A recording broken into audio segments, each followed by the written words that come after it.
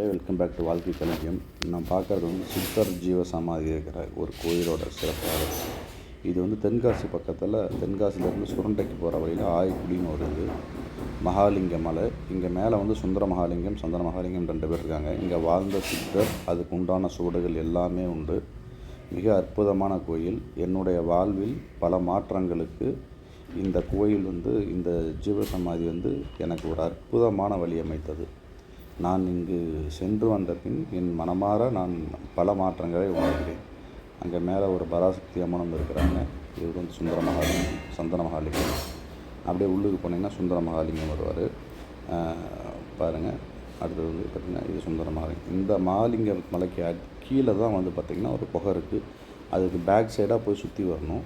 அந்த சுற்றி வர இடத்துல பார்த்திங்கன்னா அந்த காலத்தில் வாழ்ந்த அந்த செக்கல் ஆட்டத்துக்கு குழி, சின்ன குழி, அந்த மாதிரி அடுப்பு வச்சதுக்கு அந்த பாதை உள்ளுக்கு ஸ்டீப்பாக இருக்கிறதெல்லாம் பிறகு இப்போ வவால் இருக்குது.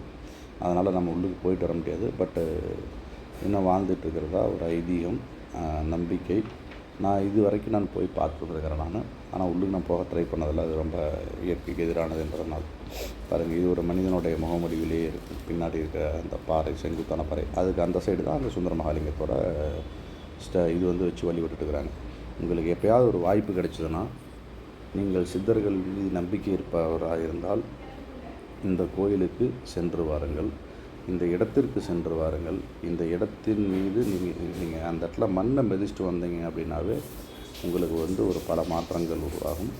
கண்டிப்பாக எந்த விதமான ஐயமும் இல்லை.